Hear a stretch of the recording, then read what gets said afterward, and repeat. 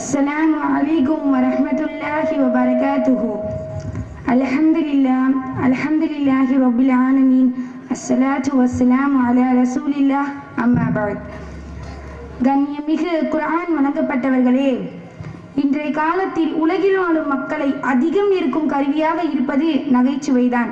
அதனால்தான் அந்த நகைச்சுவையை மையமாக கொண்டிருக்கும் மீம்ஸ் என்னும் கலை பெரியவர்கள், சிறியவர்கள், இளைஞர்கள் என அனைவரின் மத்தியிலும் மிகவும் பிரபலமாகவே இருக்கிறது. சிரிப்பலை ஏற்படுத்தும் நகைச்சுவை உண்மையை மட்டுமே கொண்டிருப்பதில்லை.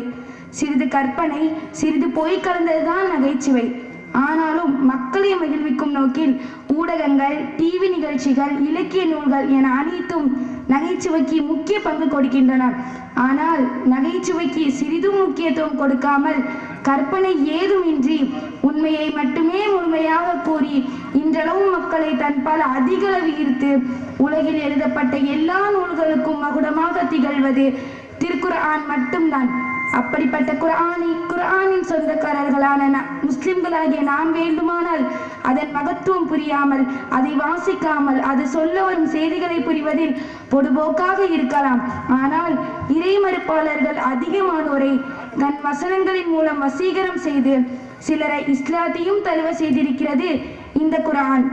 அவ்வாறு காஃபிர்களை ஈர்த்த குர்ஆன் வசனங்கள் சிலவற்றை காண்போமா? முதலில் புகாரி நூலில் 3906வது ஹதீஸாக பதிவு செய்யப்பட்ட சம்பவத்தை பற்றி பார்ப்போம். ஒருமுறை அபூபக்கர் ரலியல்லாஹு அன்ஹு அவர்கள் காஃபிர்கள் தரக்கூடிய தொல்லை காரணமாக மக்காவை விட்டு வெளியேற எண்ணிய போது இப்னு தக்கீனா என்பவர் அபூபக்கர் போன்றவர்கள் மக்காவை விட்டு எங்கும் செல்லக்கூடாது என்பதாக கூறி அவருக்கு அடைக்கலம் கொடுப்பதாக மக்களிடையே அறிவித்தார். மக்கத்து குறைஷிகளும் அதை ஏற்று குர்ஆன் ஓதுவதை தங்கள் மனைவி மக்கள் கேட்காமல் இருக்க அபூபக்கர் ரலியல்லாஹு அன்ஹு அவர்களை அவரது வீட்டுக்குள்ளேயே தொழ வேண்டும் என்ற நிபந்தனையை விதித்தார்கள். வீட்டின் முற்றமும் வீடுதான் என்று தனது புத்தி கூர்மையால் எண்ணிய அபூபக்கர் ரலியல்லாஹு அன்ஹு அவர்கள் அங்கு தொழுதும் ஓதியும் வந்தார்கள்.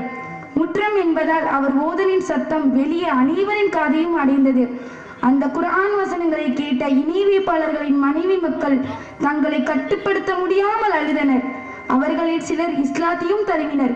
இதை கண்டு அஞ்சிய இணை வைப்பாளர்கள் இப்னு தக்கீனாவிடம் முறையிட இப்னு தக்கீனா நிபந்தனையை மீறிவிட்டதாக கூறி அபூபக்கர் ரலியல்லாஹு அன்ஹு அவர்கள் மீது கோபம் கொண்டார்கள்.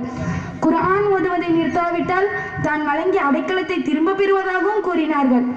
அல்லாஹ்வின் வேதத்தை ஓதாமல் தன்னால் இருக்க இயலாது என அபூபக்கர் ரலியல்லாஹு அன்ஹு அவர்களும் அல்லாஹ்வின் பாதுகாப்பையே முதன்மையான அடைக்கலமாக எண்ணி திருப்தி கொண்டார்கள். இந்த சம்பவத்தில் காஃபிர்களை ஈர்த்த குர்ஆன் வசனம் எது என்று சொல்லப்படவில்லை என்றாலும் இன்னொரு சம்பவத்தில் சொல்லப்பட்டிருக்கிறது.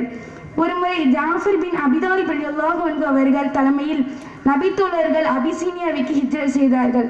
அப்போது அபிசீனியா மன்னர் நஜ்ஜாஷியிடம் ஏகத்துவ கொள்கையை ஜாஃபர் ரலியல்லாஹு அன்ஹு அவர்கள் எடுத்துரைத்தார்கள்.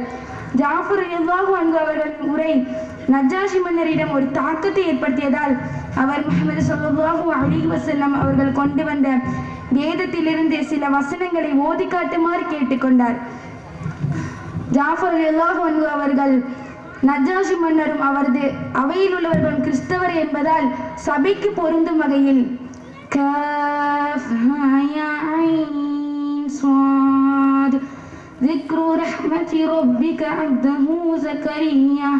என்று துவங்கும் மரியம் சூராவின் ஆரம்ப வசனங்களை ஓத ஆரம்பித்தார்கள்.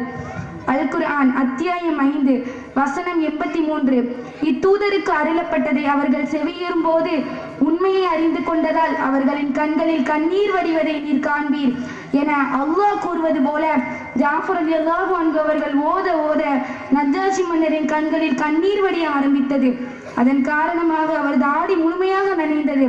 அவர் மட்டுமல்லாமல் மந்திரிகள், பாதிரிகள் என அனைவரும் அழுதார்கள். அவர்களின் அழுகையின் காரணமாக அவர்கள் முன்னிருந்த ஏடுகள் நனைந்தன.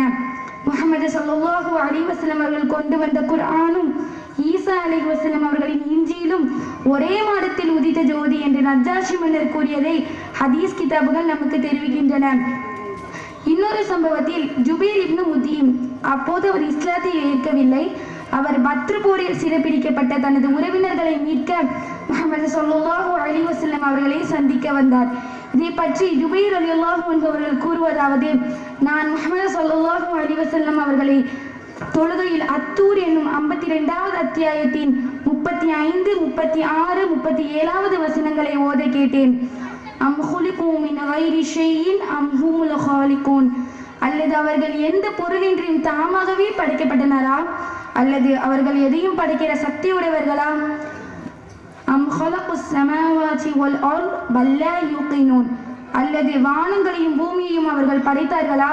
அல்ல, அவர்கள் உறுதி கொள்ள மாட்டார்கள். அம் இந்தஹும் ஹஸாயினு ரப்பிக அம் ஹுமுல் முஸைத்திரூன். அல்லது அவர்களிடம் உம்முடைய இறைவனின் பொக்கிஷங்கள் இருக்கின்றனவா, அல்லது இவர்கள்தான் எல்லாவற்றையும் அடக்கி ஆள்பவர்களா?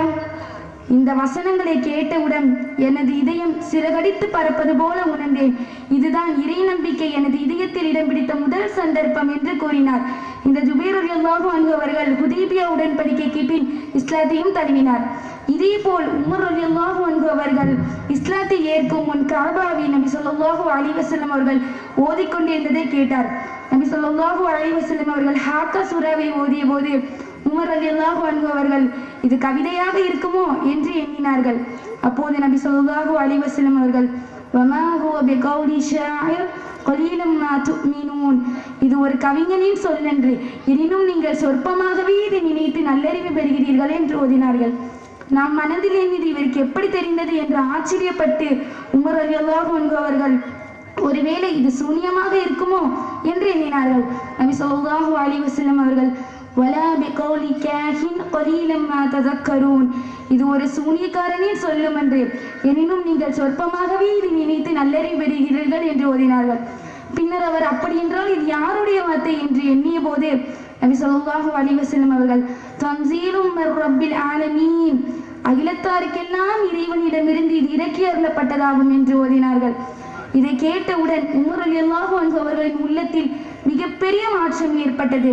இவ்வாறு இறுதிய மனம் கொண்ட உமர் ரலியல்லாஹு அன்ஹு அவர்களின் உள்ளத்திலேயே மாற்றம் கொண்டு வந்தது இந்த குர்ஆன் வசனங்கள். அன்றைய காலத்தில் மட்டுமல்லாமல் இன்றைய காலத்திலும் குர்ஆன் வசனங்கள் இணை வைப்பாளர்களை ஈர்த்துதான் வருகிறது. மால்கம் எக்ஸ் என்பவர் அமெரிக்காவை சார்ந்த சிவில் ரைட்ஸ் மூவ்மெண்ட் இயக்கத்தின் தலைவர். ஆப்பிரிக்காவின் பின்தங்கிய கற்பினத்தை சார்ந்த மக்களின் உரிமைக்காக குரல் கொடுப்பவர். இவர் இனவேற்றுமைக்கு எதிராக பாடுபடும் போது இஸ்லாத்தை பற்றி கேள்விப்படுகிறார். பின்பு இஸ்லாத்தை ஏற்று எல்ஹஜ் மாலிக் என்ற தனது பெயரையும் மாற்றிக்கொண்டார். இவர் தனது மனமாற்றத்திற்கு காரணமாக கூறும் வசனம் யா ஐயுஹன் நாஸ் இன்னா خلقناكم من ذكر وأنثى وجعلناكم شعوبا وقبائل لتعارفوا இன் அக்ரமக்கும் இந்தல்லாஹி அத்தகாக்கும் இன்னல்லாஹு அலீமுன் கபீர். மனிதர்களே, நிச்சயமாக நாம் உங்களை ஒரு ஆண் ஒரு பெண்ணிலிருந்தே படைத்தோம். நீங்கள் ஒருவரை ஒருவர் அறிந்து கொள்ளும் பொருட்டு பின்னர் உங்களை கிளைகளாகவும் கோத்திரங்களாகவும் ஆக்கினோம். ஆகவே உங்களில் எவர் மிகவும் பயபக்தி உடையவராக இருக்கின்றாரோ அவர்தான் அல்லாஹ்விடத்தில் நிச்சயமாக மிக்க கண்ணியமானவர். நிச்சயமாக அல்லாஹ் நன்கறிபவன், யாவற்றையும் சூழ்ந்து தெரிந்தவன். அல் குர்ஆன் அத்தியாயம் 49 வசனம் 13. இவ்வாறாக பல இணை வைப்பாளர்களை ஈர்த்து அவர்களின் மனமாற்றத்திற்கு காரணமாக குர்ஆன் அமைந்திருக்கிறது.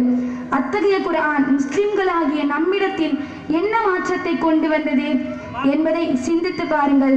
வஆகிரு தஅவானா அல்ஹம்துலில்லாஹி ரப்பில் ஆலமீன். அஸ்ஸலாமு அலைக்கும் வரஹ்மத்துல்லாஹி வபரகாத்துஹு.